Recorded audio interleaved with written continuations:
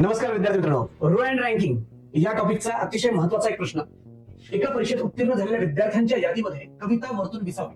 बघा, एका उत्तीर्ण झालेल्या विद्यार्थ्यांची यादी, जे पास झालेले लोक आहेत ना त्यांची यादी आहे. उत्तीर्ण झालेल्या विद्यार्थ्यांच्या यादीमध्ये वरतून विसावी, वरतून 20 नंबरला आहे कविता आणि हीच कविता खालून 29वी आहे. हीच कविता खालच्या दिशेने बघा 29वी आहे. तर पहिलं काम आपण हे करू शकतो की कविताचा क्रमांक जर दोन्ही बाजूने माहिती असेल, वरतून पण खालून पण, तर उत्तीर्ण लोक किती हे आपण काढू शकतो. एकूण उत्तीर्ण लोक कशी काढणार आपण? हे जे अंतर आहे वरतून 20 आणि खालून 29, या दोघांची बेरीज करून -1 करणार.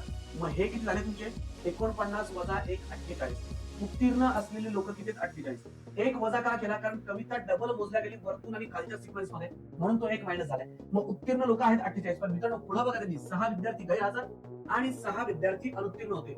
मग याच क्लास मधले हे गैरहजर लोक आहेत आणि याच क्लास मधले अनुत्तीर्ण लोक आहेत. 6 आणि 6 12 लोक वाढले ह्या 48 मध्ये. 48 उत्तीर्ण लोकांमध्ये 12 लोक वाढले, म्हणजे टोटल किती झाले? 60. या क्वेश्चनचा आन्सर पूर्ण ऑप्शन क्रमांक 4. थँक्यू.